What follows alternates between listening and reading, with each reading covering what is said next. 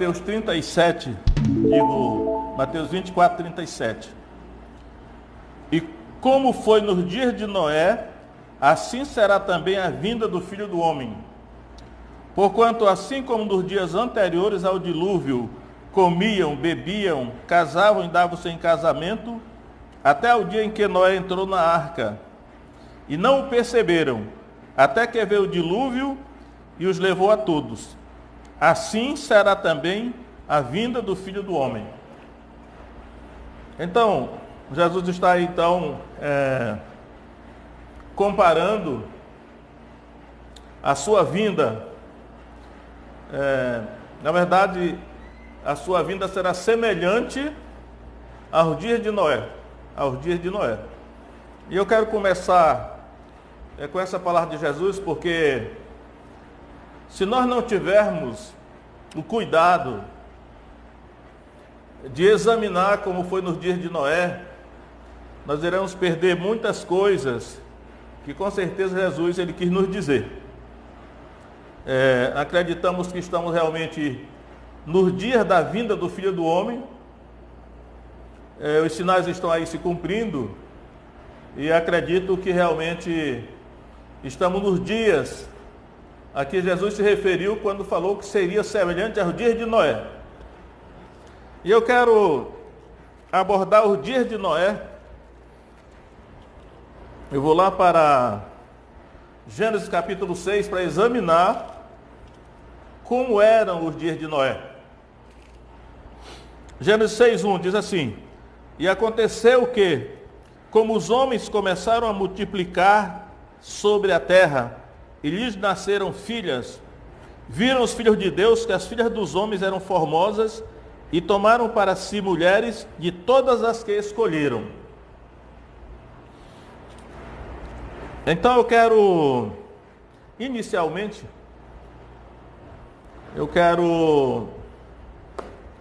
examinar quem eram os filhos de Deus, né? Essa expressãozinha aqui, olha. Os filhos de Deus. Viram os filhos de Deus que as filhas dos homens eram formosas. Então, a fim de podermos entender o texto, precisamos saber quem eram os filhos de Deus. Sei que há muita controvérsia a respeito disso, mas já de cara digo para vocês que, creio eu, os filhos de Deus são anjos. A expressão filho de Deus, ela significa literalmente anjos. Nessa acepção que ela é usada no Antigo Testamento, com algumas exceções, naturalmente, e sempre digo que nós estamos tão condicionados à linguagem do Novo Testamento, e sabemos que os filhos de Deus são os crentes, as pessoas renascidas porque creram em Jesus, e até perdemos esse detalhe de que filho de Deus geralmente significa anjos. Para respaldar essa minha tese, eu quero me referir ao livro de Jó. Aqueles que estudam o livro de Jó sabem que Jó capítulo 1, verso 6,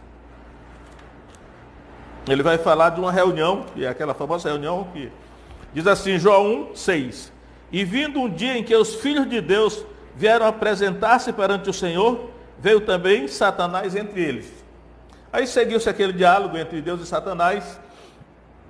E quando chega no capítulo 2 de Jó, versículo 1, repete praticamente, diz assim: E vindo outro dia em que os filhos de Deus vieram apresentar-se perante o Senhor, veio também Satanás entre eles a apresentar-se perante o Senhor.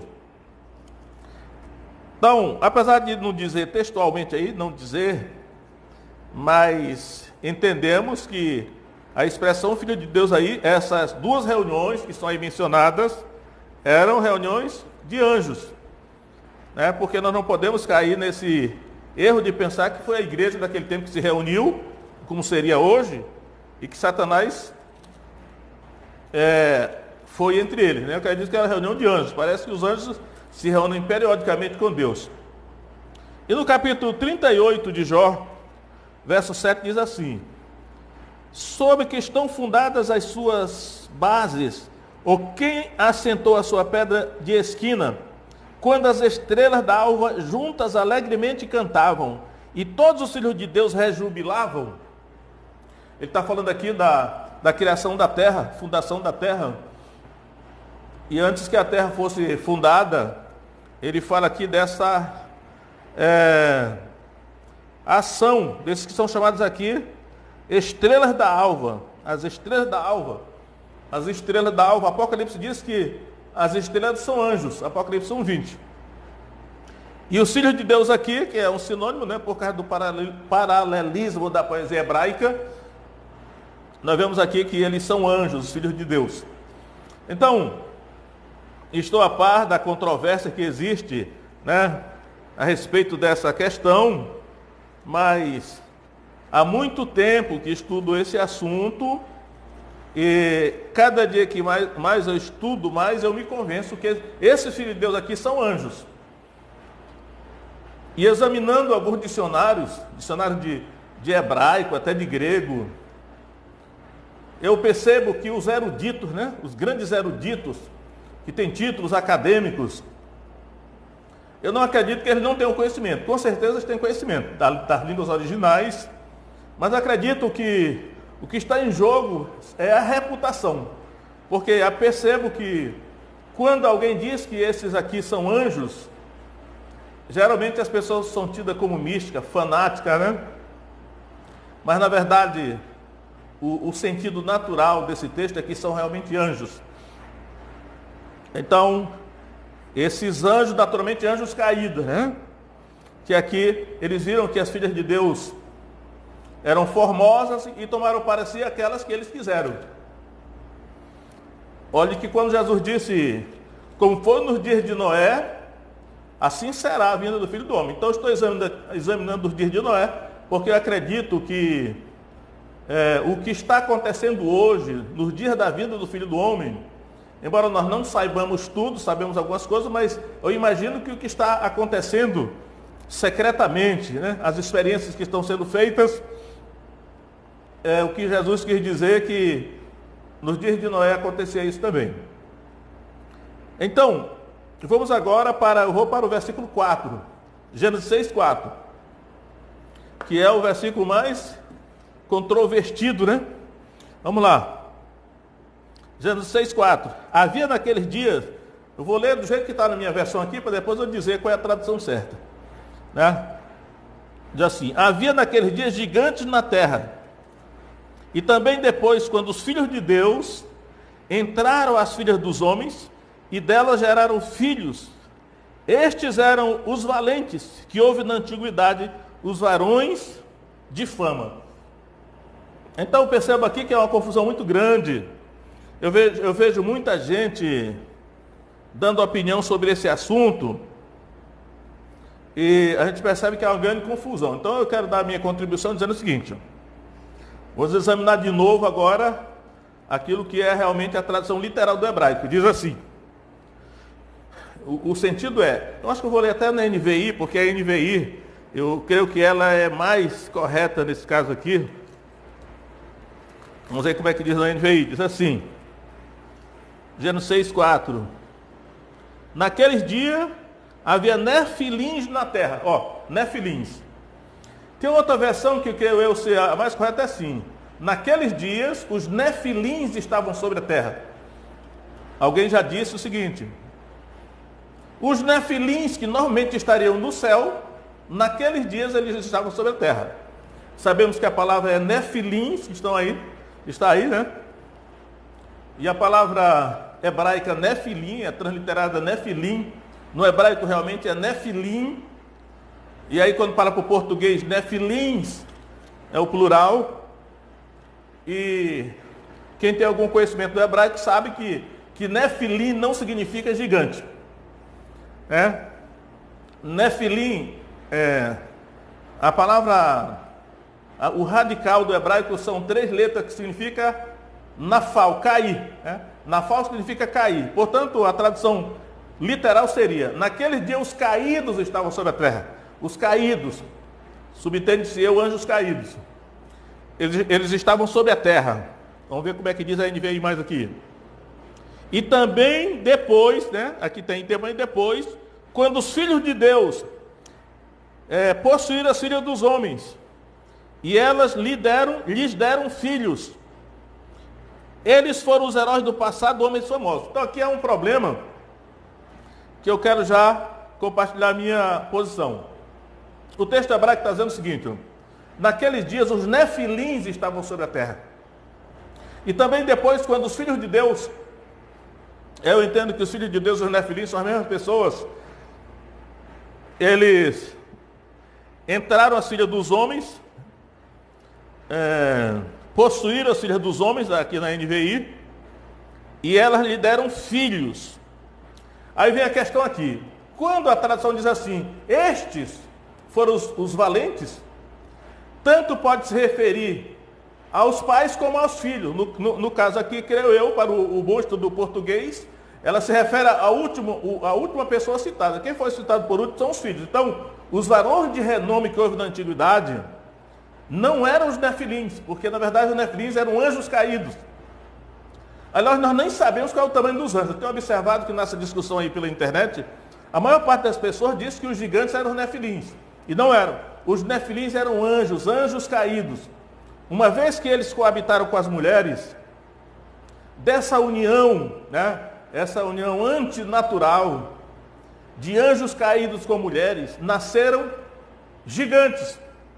Na verdade, mas aqui não fala em gigantes, aqui fala assim, nasceram os valentes. Aqui na NVI fala heróis, né? Foram os heróis do passado, homens famosos. Então, essa tradução de herói está correta, porque a palavra hebraica é gibor, giborim, essa é a palavra que está no hebraico. Giborim, é o artigo definido, gibor é a palavra hebraica que aparece não sei quantas vezes no Antigo Testamento, sem se referir a herói, né? Os heróis do Antigo Testamento estão chamados de gibor, essa é a palavra aqui. Então, esses filhos, os filhos dos nefilins com as mulheres, eram os heróis, os homens famosos da antiguidade. Creio esses eram os gigantes. Então, os gigantes não eram os nefilins eram anjos caídos. Os gigantes eram os filhos dos nefilins com as mulheres. Eu sei que muita gente vai dizer, mas anjo não pode coabitar com mulher, é uma série de coisas. Todavia, eu vou insistir, porque eu acho que esse é o mais coerente. Então, quer dizer o seguinte, a palavra nefilim só aparece uma vez no texto hebraico aqui, neste texto. E aí, creio eu, se refere a esses anjos que coabitaram com as mulheres humanas.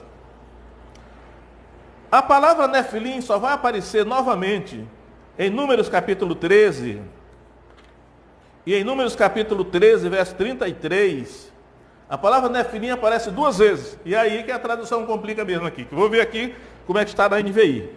Números 13, 33. Os espias que foram à terra de Canaã, né, que durante 40 dias espiaram a terra, e eles voltaram e deram o relatório lá para Moisés e os filhos de Israel. E no verso 33 de Números 13 diz assim, vimos também ali os gigantes. Olha como é que está aqui é a própria NVI, né? Vimos também ali os gigantes. Há uma confusão aqui.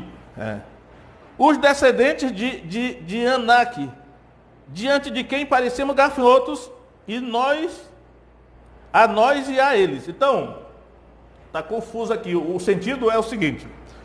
O que o texto diz é o seguinte. E vimos ali os nefilins. Aí a palavra nefilins aparece lá. Aí diz assim, isto é os filhos de Anak, que eram descendentes dos nefilins. Ou seja, os espias não viram nenhum nefilim na terra de Canaã. Eles viram os filhos de Anak, que eram gigantes, e eles sabiam que os filhos de Anak, que eram gigantes, eram descendentes dos nefilins. E aí, essas são as únicas vezes que a palavra nefilim aparece aí na Bíblia. Então, aí eu quero fazer a seguinte questão aqui. A palavra gigante, ela no hebraico realmente é Refaim. A palavra gigante é Rafa, o plural hebraico é Refaim. E aonde aparecer Refaim, se você pegar o dicionário de hebraico, vai dizer um bocado de coisa, talvez nem diga que é Refaim, né? Porque as pessoas ficam com essa complicação de, às vezes tem medo de parecer fanático, de parecer místico, né? Porque não acreditam no sobrenatural, acho que é a coisa dos pagãos, porque os pagãos viviam com esse misticismo, mas não é nada disso. Creio eu. A palavra gigante é Refaim no Antigo Testamento. Tem outro significado? Tem, pode ter outro significado, mas o significado primário da palavra é Refaim. Aí eu quero mostrar aqui que onde é que aparece essa palavra, os Refaíns.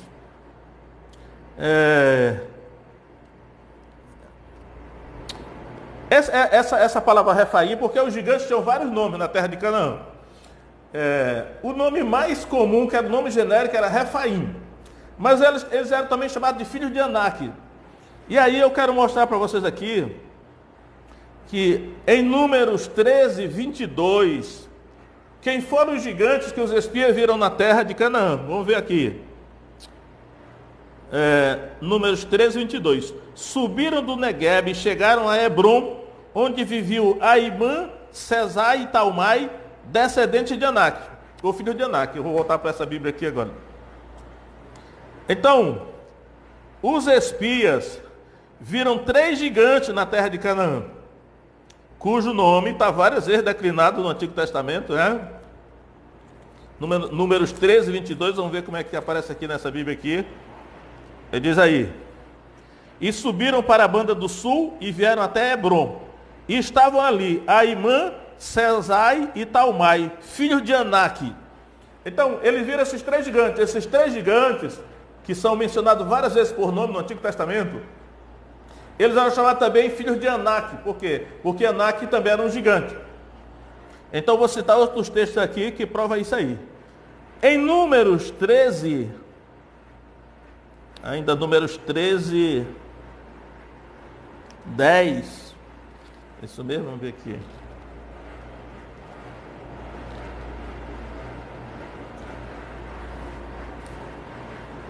Número de Josué. Vamos lá, Josué. É tanta coisa aqui que fica. Veja só, Josué 13:10. E todas as cidades de Seom, rei dos amorreus, que reinou em Esbom. E no verso 12: todo o reino de Og em Bazã, que reinou em Astarote e em Edrei.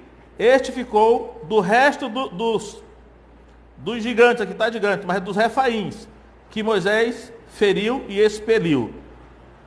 Então esse Og, que era rei de Bazã, tanto Og quanto Sion, que era rei dos amorreus, eram gigantes. Eu imagino que naquela terra de Canaã ali, quando aparecia um desses gigantes, que era chamado de filhos de Anak, ou Anaquins, ou Enaquins, porque eles eram filhos de Anak, eles eram adotados como rei porque eles eram realmente gigantes, eram mais fortes, então era natural que eles se tornassem então ali o líder, né?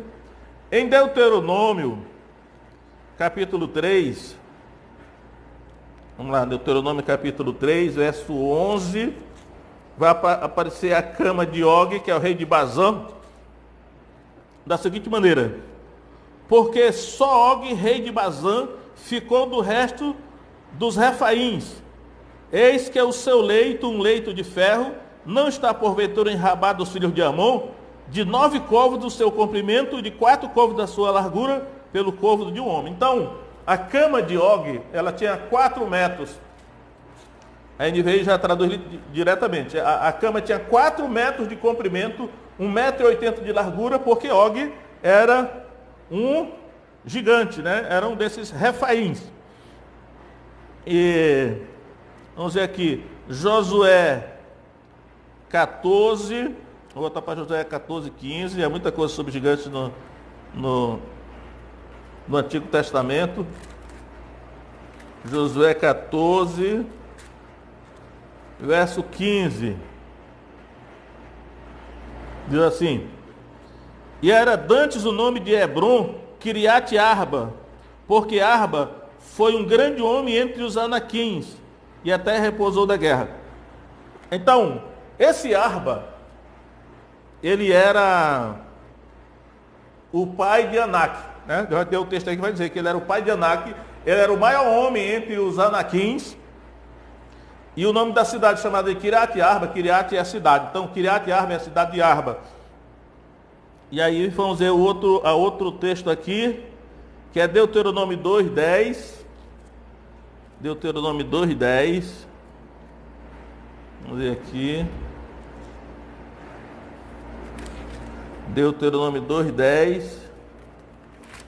Vai dizer o seguinte: os Emins dantes habitaram nela, um povo grande e numeroso e alto como os Anaquins.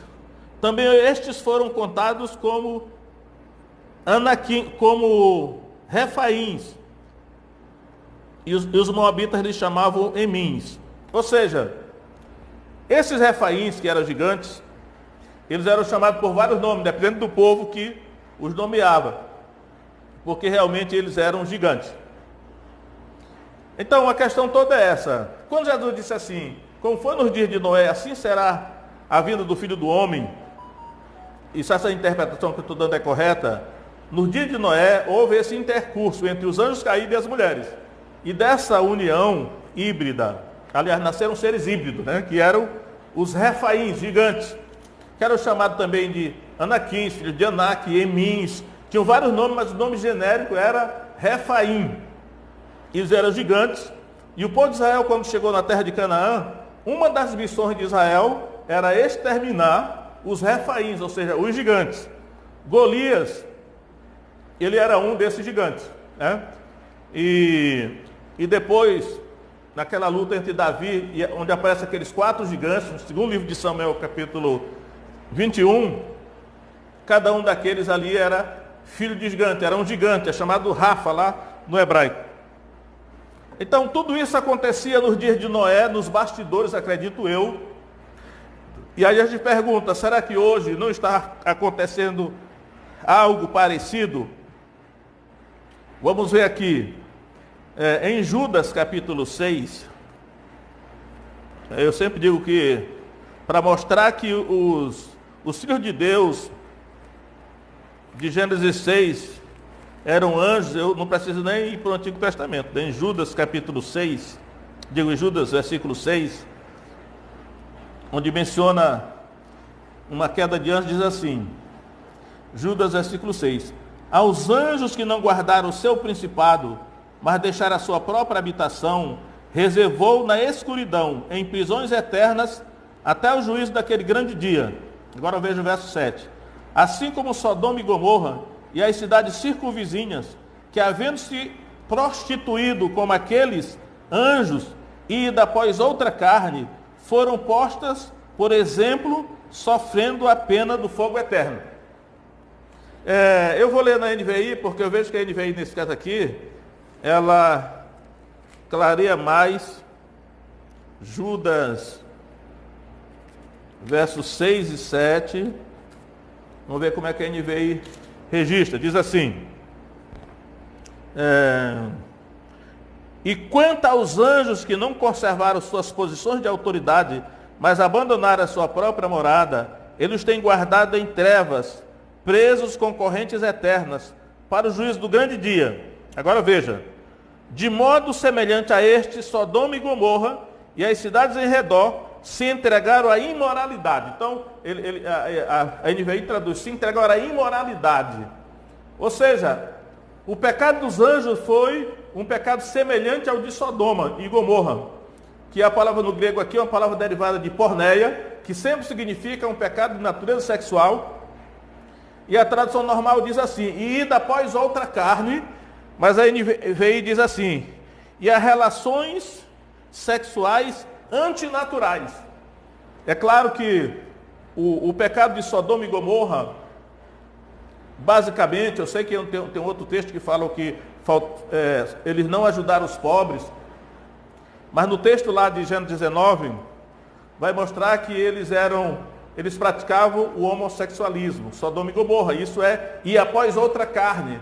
Porém, ele está comparando com o pecado dos anjos, que também foram após outra carne, ou seja, não é do propósito de Deus que anjos tivessem relação sexual com mulheres terrenas, mas foi o que aconteceu, e aqui Judas está comparando. O pecado dos anjos foi semelhante ao pecado de Sodoma e Gomorra, um pecado de natureza sexual, de uma palavra derivada de porneia. Então, são coisas assim, fantásticas, né? Coisas tremendas, eu sei por isso que muita gente não acredita, mas não é bom ignorar o que Jesus disse. Jesus disse, como foi nos dias de Noé, assim será também nos dias da vinda do Filho do Homem. E aí, Hoje, por exemplo, nós estamos assim, quem estuda, examina, pesquisa, até mesmo na internet, no YouTube, sabe que hoje há uma série de experiências aí sendo feitas nos bastidores, né?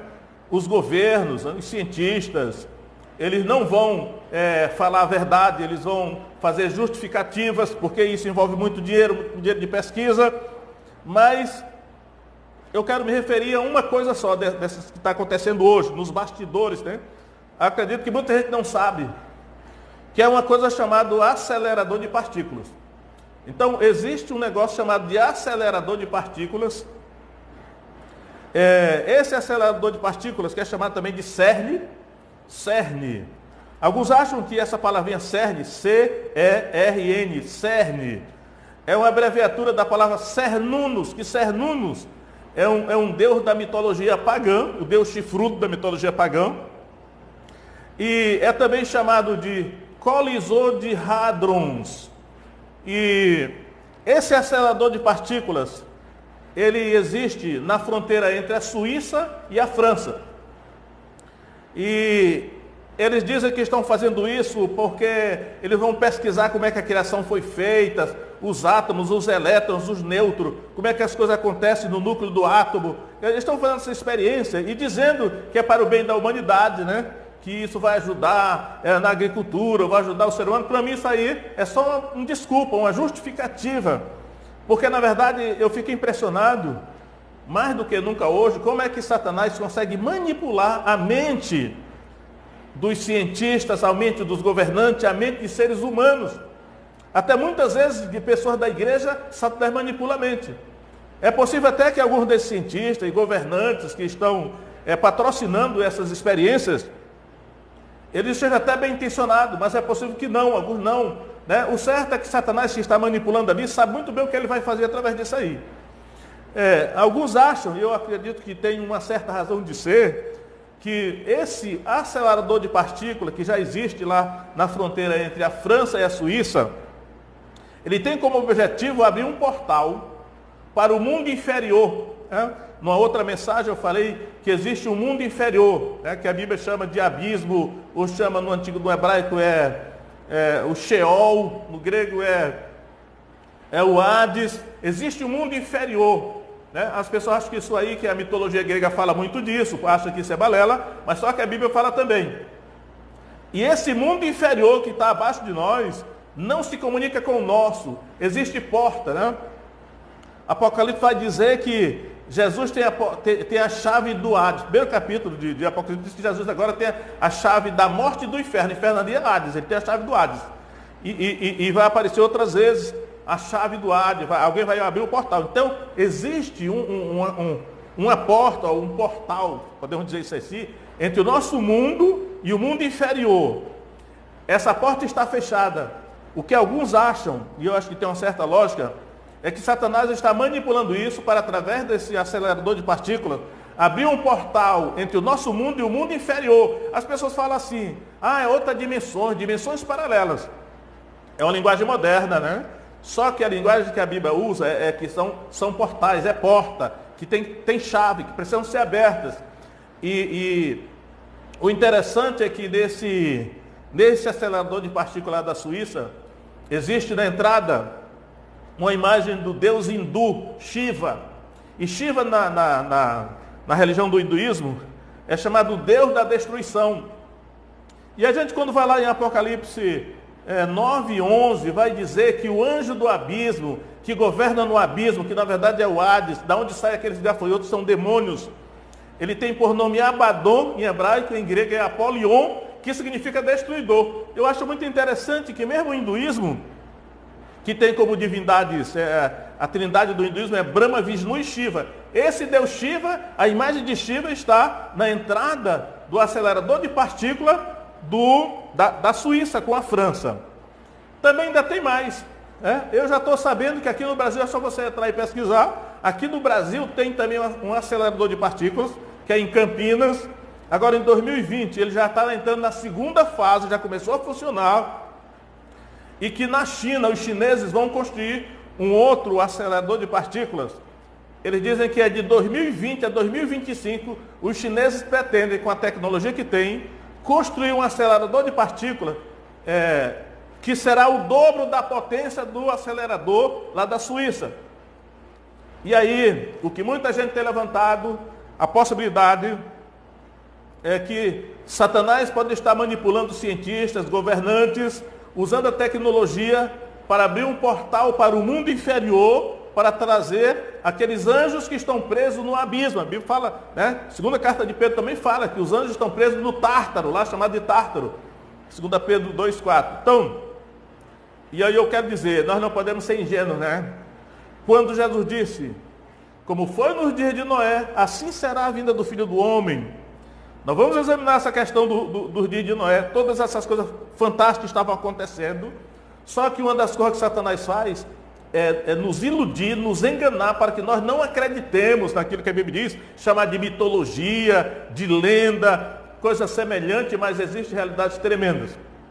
E aí nós muitas vezes ficamos aqui ocupados em tanta coisa, até na questão política, na questão disso, que são distrações, e não examinamos com cuidado para ver o que está acontecendo realmente no nosso mundo, que Jesus nos advertiu, que aconteceu nos dias de Noé, e culminou no dilúvio, que foi o julgamento de Deus sobre toda aquela humanidade, de maneira que somente Noé e a sua família foi salva. Então temos que atentar para o que diz a Escritura, conferir com o que está acontecendo no nosso derredor, e não acreditar muito em determinadas informações oficiais, que servem apenas para nos distrair da verdade que a Escritura ela apresenta. E isso é para que nós estejamos preparados. Nós devemos nos preparar. Na geração de Noé só salvaram-se 8 pessoas. Foi Noé, a sua mulher, os seus 3 filhos e as suas 3 noras. Só 8 pessoas se salvaram na arca. O resto todo pereceu, né? Eles foram tragados pelo juízo de Deus através do dilúvio. O Novo Testamento diz que o próximo juízo será com fogo. A destruição de Sodoma e Gomorra foi apenas um protótipo, né? Uma amostra, né? Que vai acontecer com o mundo todo. Mas Deus quer nos salvar, Jesus quer nos salvar. E nós devemos estar preparados para que quando esse juízo chegar, nós estejamos agora, a arca de Noé agora, na qual nós devemos ser salvos, é a igreja. A igreja verdadeira, a igreja de Jesus mesmo, aquela que tem o Espírito Santo, aquela que é fiel, para que nós não soframos esse juízo. Então, como foi nos dias de Noé, assim será nos dias do Filho do Homem. Estamos nesses dias. Deus abençoe você, em nome de Jesus. Amém.